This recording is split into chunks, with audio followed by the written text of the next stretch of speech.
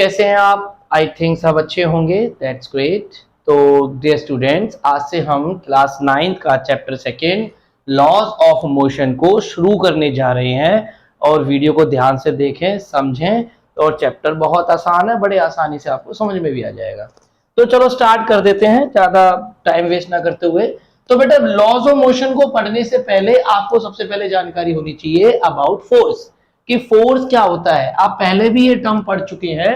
तो फोर्स की exact definition क्या है?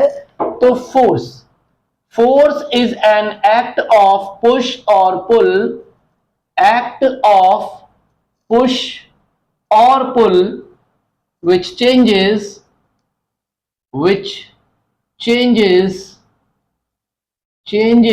देखो पहले होता क्या है कि फोर्स एक एक्ट है पुश करने का या पुल करने का, जो चेंज कर दे या चेंज करने का प्रयास करे, उसे हम फोर्स कहते हैं। एक्ट मतलब जैसे कि आप अपनी लाइफ में ना कोई भी सिचुएशन सोच लो, आप देखोगे कि आप या तो आप पुश, कहीं भी फोर्स आप लगा रहे हो तो आप क्या देखोगे, या तो आप पुश कर रहे हो या फिर आप पुल कर रहे हो। सोचो, माइंड में बहुत सारी चीजें सोचा।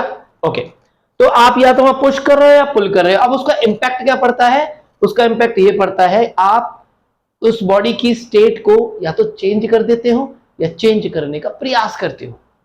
मतलब मान के चलिए कि सपोज एक बॉल आ रही है मेरे पास चलती हुई, पर उस बॉल को हाथ से रोक दिया तो उसकी स्टेट पहले क्या थी? मोशन में स्टेट थी। स्टेट वो केमिस्ट्री वाली नहीं लेनी है आपको, सॉलिड लिक्विड गैस स्टेट आपको लेनी है, जो हम पहले चैप्टर में पढ़ चुके हैं, state of rest, state of motion.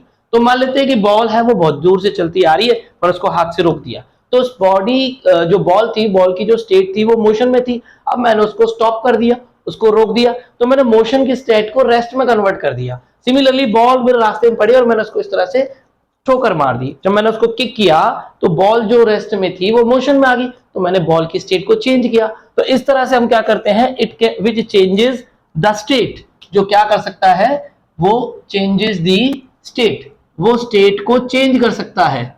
दूसरा, टेंड्स टू चेंज करने का प्रयास करता है, tends to change the state, कि दी स्टेट, वो स्टेट को चेंज करने का प्रयास करता है। जैसे मान लो कि मेरे पास कोई एक बड़ा सा पत्थर रखा हुआ है और एक बच्चा है जो कोशिश कर रहा है इस बड़े से पत्थर को धक्का देने की, लेकिन वो मूव नहीं करा पा रहा, लेकिन कोशिश तो की, फोर्स तो लगा। इसका मतलब जब फोर्स लगा तो मतलब पत्थर नहीं सरका, लेकिन फोर्स तो लगा, तो दैट इज फोर्स। फिर आता है इसका इफेक्ट क्या पड़ता है, कहीं आप फोर्स अप्लाई कर रहे हो और उस फोर्स का क्या क्या इंपैक्ट पड़ता है। तो इफेक्ट उसके क्या पड़ेंगे? पहला इफेक्ट क्या है कि number 1, it can change state, कि ये इफेक्ट पड़ सकता है कि वो उसकी बॉडी की स्टेट को चेंज कर दे, कि रेस्ट को मोशन में ला दे या मोशन को रेस्ट में ला दे। एक तो इफेक्ट ये पड़ सकता है। दूसरा इफेक्ट क्या पड़ेगा कि जो ये है, इट कैन चेंज शेप, दूसरा ये शेप को चेंज कर सकता है। बॉडी की शेप है, मान लेते हैं कोई एक आटा आपने लिया, गूदा हुआ आटा, जैसे कि घर में हम रोटी बनाने से पहले बनाते हैं, उसमें आपने से उंगली घुसा दी, तो जब आप उस आटे में उंगली मारोगे तो आपको 2 उंगलियां छप जाएंगी, और वो आटे की जो शेप पहले ऐसे हुआ करती थी वो कुछ इस तरह से 2 उंगलियों वाली शेप हो जाएगी। तो इस तरह से जो आपका फोर्स है वो स्टेट को चेंज भी कर सकता है। तो इस तरह से चीजें आपकी जो है फोर्स करेगी। इसके बाद आपके कुछ टाइप्स ऑफ फोर्स आते हैं। अगर आपको नोट करना है तो वीडियो को पॉज करके आप नोट कर लें। 1 2 3। Okay, I am going to rub it. 1 2 3। Okay, ज्यादा कुछ है भी नहीं, आई थिंक आप आसानी से इसको नोट कर सकते हैं। इसके बाद आता है टाइप्स ऑफ फोर्स। तो देखो, आपकी बुक, आपके सिलेबस के अकॉर्डिंग, क्लास 9 के सिलेबस के अकॉर्डिंग वैसे तो बहुत सारे टाइप्स हैं फोर्स के, बट यहाँ पे मेन 2 टाइप्स हम लेते हैं। अब तक आप बचपन में भी पढ़ते आएंगे, contact force, non contact force, बहुत सारे फोर्सेस के आपने टाइप पढ़े हैं। ग्रेविटेशनल फोर्स, यहाँ पे कुछ 2 अलग तरह के टाइप है। नंबर 1 बैलेंस्ड फोर्स, और नंबर 2 है आपका अनबैलेंस्ड फोर्स। और बैलेंस फोर्स, अनबैलेंस फोर्स आप जानते हैं, मान लेते हैं आपने गेम खेला होगा कभी, रस्सा कसी वाला, ठीक है, उसको इंग्लिश में क्या कहते हैं, I don't know the name of that game. तो वहां आपने देखा होगा कि इधर से भी बंदे खींच रहे हैं, उधर से भी बंदे खींच रहे हैं, दोनों बराबर खींच रहे हैं, जो बीच में जो एक रिबन से लटका हुआ होता है वो रिबन कहीं मूव नहीं कर रहा, तो वहां जो फोर्स लग रहा है उसे बैलेंस फोर्स कहते हैं। या मान लो कि मेरे पास एक ब्लॉक है, इस ब्लॉक को एक बंदा यहां से धक्का दे रहा है ऐसे, और एक बंदा मान लो यहां से धक्का दे रहा है ऐसे, और दोनों बंदे सेम ताकत लगा रहे हैं। ये भी यहाँ फोर्स लगा रहा है सपोज 10 न्यूटन का, और ये भी यहाँ फोर्स लगा रहा है 10 न्यूटन का, तो इस तब ये ब्लॉक कहीं मूव ही नहीं करेगा। यानी कि बैलेंस फोर्स का मतलब क्या होता है कि जहां पे नेट फोर्स आपका जीरो हो जाए, जिस बॉडी पे नेट फोर्स जीरो है वहां बैलेंस फोर्स है। आप फिलहाल अभी अपनी जगह पे जहां बैठे होंगे, मान लो चेयर पे बैठे हो, बेड पे बैठे हो, जमीन पे बैठे हो, आप रुके हुए हो अपनी जगह पे, यानी आपके ऊपर लगने वाला नेट फोर्स जीरो है, तो इसीलिए आपके लगने वाले सारे फोर्स बैलेंस्ड होंगे। जैसे सपोज आप चेयर पे बैठे हो, तो जमीन की तरफ एक फोर्स लगेगा आपका mg फोर्स, आपका ग्रेविटेशनल पुल जो जमीन अपनी तरफ खींचेगी वो, उसको बैलेंस करने के लिए चेयर आपके ऊपर एक नॉर्मल फोर्स लगाएगा। तो इस तरह के फोर्सेस की वजह से वो बैलेंस रहेगा और आप भी बैलेंस ही रहोगे। दूसरा होता है अनबैलेंस फोर्स। अनबैलेंस फोर्स क्या है, मान लो एक खटिया है और वो खटिया आपकी कागज की बनी हुई है और आप उस खटिया पे बैठ गए, तो होगा क्या, तो आपको पता है नीचे से जो नॉर्मल फोर्स लग रहा है ना वो ना के बराबर हो जाएगा आपके ऊपर, लेकिन आपका mg ज्यादा हो जाएगा और आप उस खटिया में से उस कागज को फाड़ते हुए नीचे निकल जाओगे, तो वहां आप कह सकते हो अनबैलेंस्ड फोर्स होगा।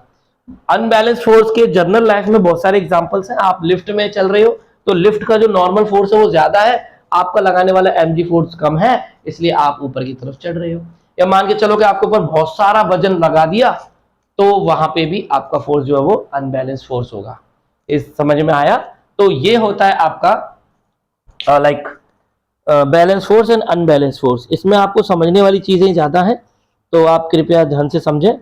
इसके बाद आपका आता है न्यूटन के laws of Newton.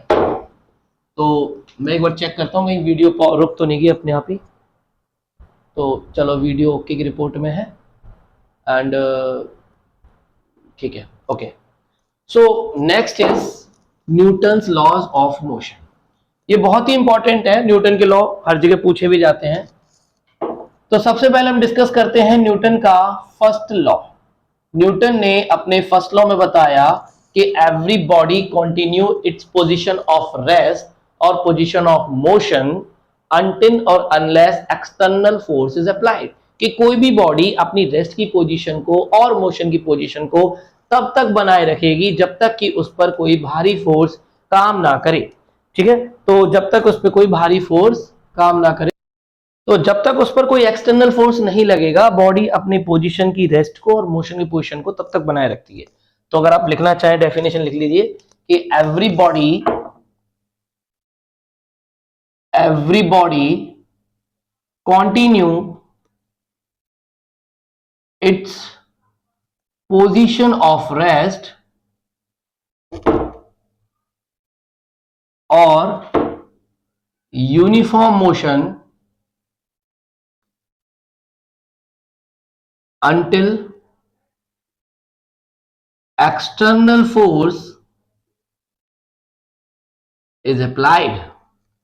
External force is applied. तो न्यूटन ने अपने फर्स्ट लॉ में बताया था। इसका एक मैथमेटिकल फॉर्म भी होता है कि अभी आप नहीं जानते, लेकिन फोर्स निकालने का एक फॉर्मूला होता है मास इनटू में एक्सेलरेशन। जहां F है आपका, ये है फोर्स एंड ये आपका होता है एक्सेलरेशन, जिसको आप अच्छी तरह से जानते हो। तब यह मैथमेटिकल फॉर्म कहता है कि if acceleration is equal to zero, क्योंकि आपको पता है कि जब तक कोई बाहरी फोर्स नहीं लगता तब तक बॉडी में वेलोसिटी में बदलाव नहीं होएगा। ठीक है, क्योंकि फोर्स क्या करता है, फोर्स बॉडी में एक्सेलरेशन प्रोड्यूस करता है, और जब तक कोई एक्सटर्नल फोर्स नहीं लगता बॉडी में चेंज नहीं, वेलोसिटी में चेंज नहीं आएगा, और वेलोसिटी में चेंज नहीं आएगा तो if acceleration is equal to zero then there is no change in velocity. That means there is no change in position. इसका मतलब जो बॉडी रेस्ट में है, जो रेस्ट में होगी वो रेस्ट में ही रहेगी, और जो यूनिफॉर्म मोशन में होगी, not only motion, uniform motion में होगी वो यूनिफॉर्म मोशन में ही रहेगी।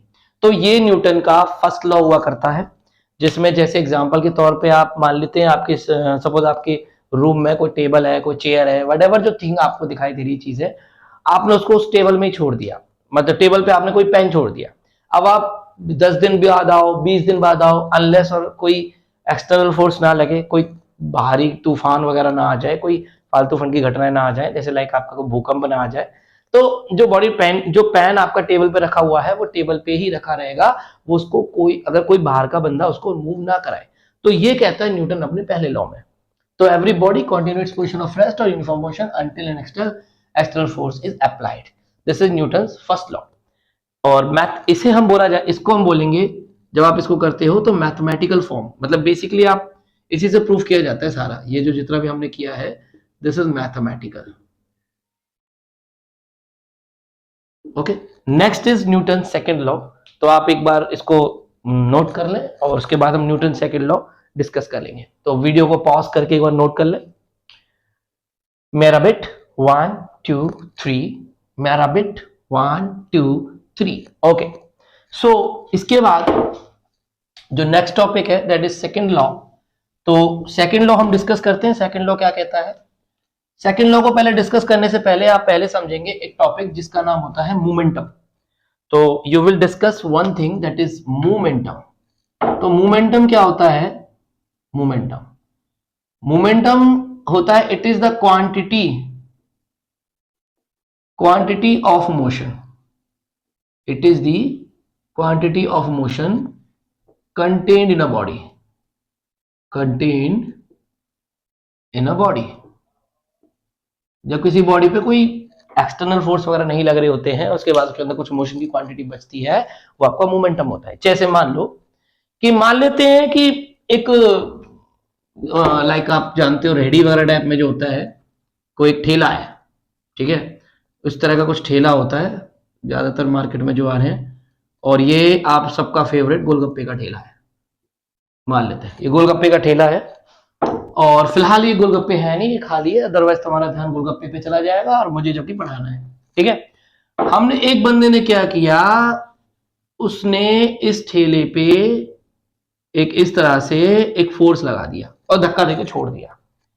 तो आपने मान के चलो आपके हाथ में ठेला है, आपने इस तरह से यूं फोर्स लगाया और छोड़ दिया। तो क्या आपके फोर्स हटाने तक तुरंत ही फोर्स के तुरंत हटाते ही वो ठेला रुक जाता है क्या?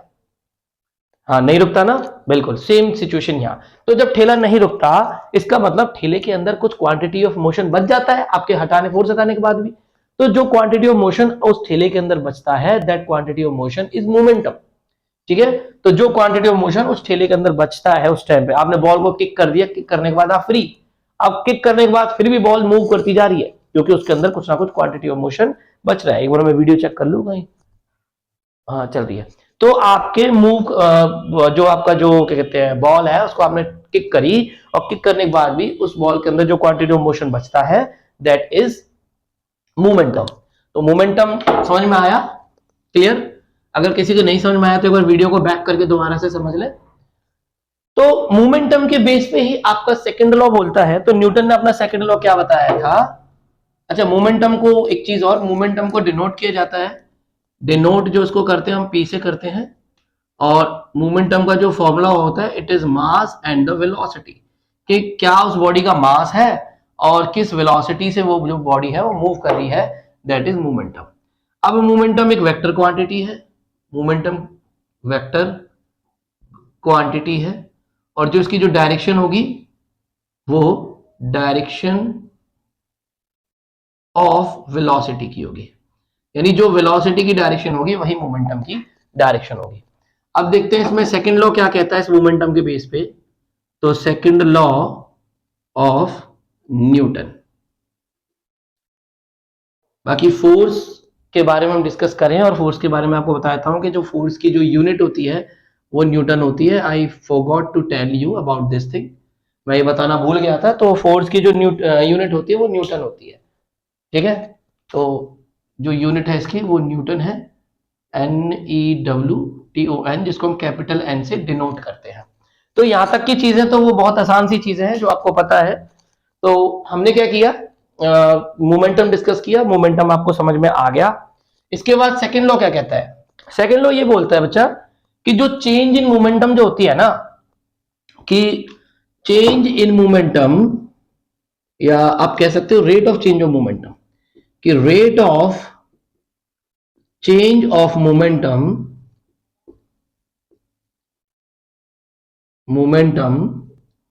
is directly proportional to force applied, कि rate of change of momentum is directly proportional to force applied. यानी कि जो आपका चेंज, जो मोमेंटम का जो चेंज है, यानी delta P with respect to delta T, यानी change in momentum, change in time, वो किसके बराबर हो जाता है? फोर्स के बराबर हो जाता है। अब ये होता कैसे है, इसको समझो, है क्या बेसिकली, इसको विजुलाइज करो। तो जो रेडी हमने एग्जांपल दी थी कि मैंने रेडी को धक्का दिया और मैंने धक्का देके छोड़ दिया और उसके अंदर कुछ मोमेंटम बच गया। अब मान लेते हैं मैं दोबारा दौड़ के गया और मैंने उसको और तेजी से धक्का दिया और फिर लौट के आ गया, तो क्या बॉडी थी, जो रेडी थी, जो ठेला था, ठेले के मोमेंटम में चेंज आया? बिल्कुल आया। लेकिन क्यों आया? मेरे द्वारा लगाए गए फोर्स की वजह से आया। अगर मैं फोर्स नहीं लगाता तो मोमेंटम में कोई चेंज नहीं आता। अब मान लेते हैं मैंने फोर्स अगर ज्यादा लगाया तो मोमेंटम में ज्यादा चेंज आएगा, कम आएगा? बोलो बोलो, मैं सुन रहा हूं। मोमेंटम में ज्यादा चेंज आएगा, बिल्कुल सही जवाब। उसी तरह से अगर मैं कम फोर्स लगाऊंगा तो मोमेंटम में, हाँ, कम फोर्स आएगा। बिल्कुल, मन मन में बोल रहे हो, तेज मुंह से आवाज नहीं आ रही तुम लोगों की। चलो, तो मैं सुन रहा हूं, मुझ तक आवाज पहुंच रही है आपकी। तो अब मैंने ज्यादा फोर्स लगाया तो ज्यादा चेंज आया, कम फोर्स लगाया तो कम चेंज आया। तो वही वो कह रहा है, जो मोमेंटम में जो चेंज आ रहा है वो फोर्स पे डिपेंड कर रहा है। फोर्स ज्यादा लगाओगे तो मोमेंटम में ज्यादा चेंज आएगा, फोर्स कम लगाएंगे तो मोमेंटम में कम चेंज आएगा। तो ये था न्यूटन का सेकंड लॉ। इसके बाद इससे हम प्रूफ करते हैं F equal to m a, वो मैं अभी बाद में प्रूफ करूंगा। अब हम डिस्कस करते हैं न्यूटन का थर्ड लॉ। तो next is third law of Newton. तो थर्ड लॉ ऑफ न्यूटन क्या कहता है? ये तो बहुत ही विख्यात है, सब जानते हैं। For every action there is equal and opposite reaction. For every action there is equal and opposite reaction. इसको थोड़ा सा विजुलाइज करेंगे। देखो, आप एक बात बताओ, मान के चलो मेरे हाथ में ये तकिया है, ये प्लो है, मैंने इस प्लो पे नीचे से फोर्स लगा रखा है।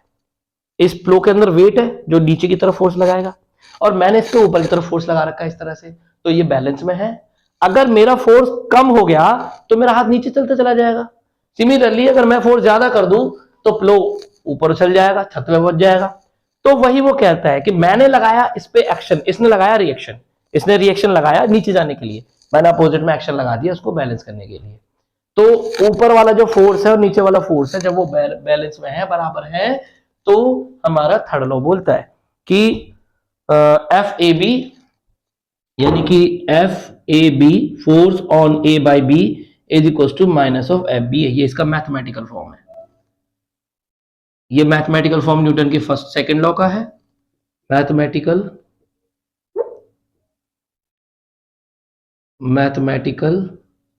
Form of second law. Similarly ये mathematical form of third law. तो इस तरह से मैथमेटिकल फॉर्म है, ये सेकंड लॉ का मैथमेटिकल फॉर्म है, ये थर्ड लॉ का मैथमेटिकल फॉर्म है। तो थर्ड लॉ क्लियर हुआ। थर्ड लॉ को इसको और भी आप समझ सकते हो। मान के चलो आप चेयर टेबल पे बैठे हो ना, आपने एक्शन फोर्स किया, mg फोर्स लगाया किसी टेबल पे। मान चलो आप चेयर पे बैठे हो, तो आपने चेयर पे एक्शन फोर्स लगाया बैठते समय, तो चेयर भी आपको बैलेंस करने की रिएक्शन फोर्स लगाती है। अगर वो चेयर कागज की बनी होती तो चेयर रिएक्शन फोर्स कम लगाती है, रिएक्शन फोर्स कम लगाती तो आप उस चेयर के कागज को फाड़ के नीचे गिर जाते। तो for every action there is equal and opposite reaction, हर जगह लग रहा है। हर जगह लग रहा है ये थर्ड लॉ। मान के चलो मैं दीवार को फोर्स लगा रहा हूं ऐसे, इस बोर्ड को फोर्स लगा रहा हूं ऐसे, तो मैं जैसे फोर्स इधर लगा रहा हूं ना, अपोजिट में बोर्ड मेरे ऊपर ही फोर्स लगा रहा है, मैंने एक्शन किया, बोर्ड ने रिएक्शन किया, तभी तो बैलेंस में दोनों चीजें। अगर मेरा फोर्स ज्यादा होता तो मेरा हाथ पार हो जाता दूसरी तरफ, और अगर बाई चांस ये ज्यादा होता तो ये मेरे को पीछे धक्का दे देता। तो इस तरह से for every action there equal and opposite reaction. अब यहां से अभी हमने एक फॉर्मूला पढ़ा था फोर्स का, that is F equals to ma। तो अब हम वो डिस्कस करेंगे कि क्या फॉर्मूला होता है सेकंड लॉ। तो वीडियो को पॉज करके इसको नोट कर लें, अगर आपको नोट करना है तो नोट कर लें। नीचे वाला थोड़ा सा कम आ रहा है इसमें, तो एक मिनट, थोड़ा सा इसको मैं सही कर देता हूं। अब ये आपका आ जाएगा पूरा। तब तक आप इसको नोट कर लें वीडियो को पॉज करके, मैं इसको ठीक कर देता हूं। चलिए, इसके बाद आपका आता है, सो हो गया 1 2 3, I am going to rub it 1 2 3, yes I am going to rub it students. Okay, so third law आपका कंप्लीट। अब हम रिलेशन निकालेंगे between mass, force, acceleration, force and acceleration. तो देखिए, तो जो नेक्स्ट टॉपिक है हमारा रिलेशन बिटवीन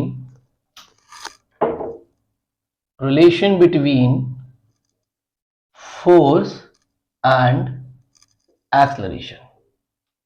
तो ये मैंने लिखा है तो इसका मतलब रिलेशन है, इसका मतलब एक्सेलरेशन है, तो इसको समझ लेना। तो देखो इसको हम कैसे करते हैं, आपको पता है कि बाय सेकंड लॉ तो सेकंड लॉ ने क्या बताया था आपका, जो डेल्टा पी है यानी change in momentum upon change in time equals to जो है वो डायरेक्टली प्रोपोर्शनल टू एफ को होना चाहिए, ठीक है, या इज इक्वल्स टू एफ है हमारे पास। वहां डायरेक्टली प्रोपोर्शनल था लेकिन हमने उसको इक्वल टू कर दिया था, तो इज इक्वल्स टू एफ। यहां से आप इसको क्या करेंगे, P2 माइनस में P1 अपॉन T2 माइनस में T1 is equals to F. P2 यानी कि आपका क्या हो जाएगा, मास बॉडी का अगर सेम होता है तो mv2 माइनस mv1, क्योंकि P is equals to, because P is equals to m into में v, आपने ऑलरेडी डिस्कस किया हुआ है। तो mv2 माइनस mv1 अपॉन, और T2 माइनस T1 को हम T लेते हैं, that is equals to f। यहां से अगर आप m कॉमन ले लेते हैं तो ये आपका क्या बन जाएगा, v2 minus v1 upon t। और ये हमने पहले भी पढ़ा हुआ है पहले चैप्टर के अंदर कि जो v2 माइनस v1 होता है वो एक्सेलरेशन होता है, तो m इंटू में a is equal to f। तो this is the formula relation between f m and a। तो this is your relation between f m and a। Video को पॉज करके एक बार इसको नोट कर लें, अपने नोट्स में बना लें। हो गया, वीडियो को पॉज करके नोट करें। ओके, अब एक क्वेश्चन आपके सामने बोर्ड पे है, तो इस क्वेश्चन को आप एक बार ट्राई करें, वीडियो को पॉज करके एक बार ट्राई करें। वो ये कह रहा है कि a body of mass 60 kg has a momentum 300 kg metre per second. जो मोमेंटम की जो यूनिट है वो एक बार वो और देख लीजिए, हमने फॉर्मूला निकाला था मोमेंटम का, दैट इज मास इनटू में वेलोसिटी। तो देखो मास की यूनिट आप सभी जानते हो हम किस में लेते हैं, किलोग्राम में, क्योंकि एसआई यूनिट किलोग्राम है, वो हमने पहले डिस्कस किया हुआ है। और जो वेलोसिटी की यूनिट है दैट इज मीटर पर सेकंड। तो आप इसको क्या लिखेंगे, किलोग्राम इंटू मीटर पर सेकंड, यानी कि केजी मीटर सेकंड इनवर्स 1। ये दो यूनिट ऑफ द मोमेंटम है। तो मोमेंटम की यूनिट ये आती है आपके सामने। अब वो ये कह रहा है कि इसकी वेलोसिटी आपको बतानी है क्या होगा। तो पॉज करके ट्राई करें। हो गया, हो गया, चलिए देखिए, तो सॉल्यूशन देखो अब इसका। तो देखो सिंपल सी जो चीजें आपको गिवन होती है ना, सबसे पहले वो लिख लो, write all the values that is given to you. तो क्या क्या आपको गिवन है, आपको मास गिवन है तो m आपको गिवन है दैट इज 60 kg। आपको मोमेंटम गिवन है जिसको हम p से डिनोट करते हैं 300 किलोग्राम मीटर पर सेकेंड। सबसे पहले आपने वैल्यूज लिख ली। अब वैल्यूज लिखने के बाद आपका स्टेप क्या होगा, आपने ये देखना है कि ये जो वैल्यूज है क्या ये सेम सिस्टम ऑफ यूनिट में है, क्या ये एसआई में है या सीजीएस में है। तो देखो मुझे तो सब एसआई में दिख रही है, क्योंकि किलोग्राम भी एसआई की यूनिट है और मीटर पर सेकंड भी एसआई यूनिट है। तो सब एसआई में है, तो सीधा फॉर्मूला अप्लाई कर दो, as P is equals to m into में v होता है, तो P आपको हो जाएगा 300, m हो जाएगा 60 इंटू में v is equals to 300 by 60, तो वैल्यू आपकी आ जाएगी 5 मीटर पर सेकेंड। तो इस तरह से ये वैल्यू है। दूसरा क्वेश्चन देखिए बोर्ड पे आ रहा है, तो ये क्वेश्चन आपको बोर्ड पे दिखाई दे रहा है स्क्रीन पे। सॉल्व करें, वीडियो को पॉज करें और फिर सॉल्व करें। हो गया 1 2 3, is it done? 1 2 3, okay. So I am going to solve it. Solution देखिए इसका। तो a man pushes a box of mass 50 kg, एक बॉक्स है जिसका मास गिवन है that is 50 kg with a force of 80 newton, और जो force है उस पे जो फोर्स अप्लाई किया गया वो 80 न्यूटन का फोर्स अप्लाई किया गया। What will be the acceleration of the box? तो बॉक्स का एक्सेलरेशन क्या होगा? तो देखो पहले हमने क्या सारी वैल्यूज लिख ली, अब हमें देखना है कि सारी वैल्यूज आपकी उसमें है, सेम सिस्टम ऑफ यूनिट में है या नहीं है। तो दोनों को दोनों वैल्यूज मेरी एसआई में आ रही है, तो ठीक है एसआई में है तो वैल्यू सॉल्व कर दो। तो यहां आपको पता है कि F इज इक्वल टू होता है m इंटू में A, तो m आपको गिवन है 50, A आपको निकालना ही है और F आपको गिवन है 80, तो A is equal to 80 by 50 that is equal to 8 by 5, यानी 5 1 5 and 3 is 5 1.6 metre per second square. तो ये आपका क्वेश्चन है। उसके बाद नेक्स्ट क्वेश्चन स्क्रीन पे कंप्यूटर जी दिखाएंगे। कंप्यूटर जी नेक्स्ट क्वेश्चन स्क्रीन पे दिखाएं, ये रहा।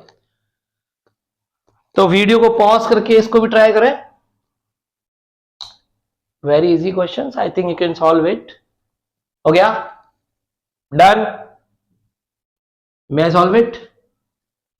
चलिए तो देखो क्वेश्चन कह रहा है कि if a vehicle accelerates at a rate of 10 metre per second square. देखो कभी कभी क्या होता है, यहां तो हमें पता चल रहा है वो एक्सेलरेट कर रहा है, कभी हमें पता नहीं होता है कि वैल्यू हमें गिवन क्या होती है। जब आपको ये पता ना चले ना कि वैल्यू गिवन क्या है, तो आप उस वैल्यू की यूनिट देखें। तो इसकी यूनिट क्या है? मीटर पर सेकेंड स्क्वायर, और एक्सेलरेशन की यूनिट होती है मीटर पर सेकेंड स्क्वायर, जो हमने हमारी पिछली वीडियो में पढ़ा हुआ है। तो इस तरह से हम यह पता कर लेंगे कि जो ये क्या गिवन हमें एक्सेलरेशन गिवन है। तो आप क्या लिखेंगे, यहाँ ए गिवन है आपका 10 metre per second square after applying a force equal to 50,000 newton. उसके बाद जो फोर्स गिवन है दैट इज 50,000 न्यूटन। पूछता है find the mass of the vehicle, vehicle का मास बताना है, यानी कि आपको m की वैल्यू बताना है। आपको पता है F इज इक्वल टू होता है m इंटू में A। m आपको गिवन है नहीं गिवन है, F गिवन है, F को रख दो। 50,000 is equals to m into में A है आपका 10, तो m की वैल्यू हो जाएगी 50,000 डिवाइडेड बाय 10, इससे कट जाएगा दैट इज 5,000 kg। तो इतने किलोग्राम जो है व्हीकल का मास है। तो आज हम इतना ही करते हैं, आप इसकी नोट्स बना लें और इसको पढ़ें, और नेक्स्ट टाइम हम अभी इसी टॉपिक पे जो न्यूमेरिकल्स हैं अभी हम वो सॉल्व करेंगे। आगे और न्यूमेरिकल के क्वेश्चंस मैं आपके लिए लेके आऊंगा जिसको आप सॉल्व करेंगे, और कुछ एनटीएससी लेवल के भी न्यूमेरिकल्स हम डिस्कस करेंगे। तो मेहनत करते रहें, do a hard work and be a good human being. Thank you for all of you.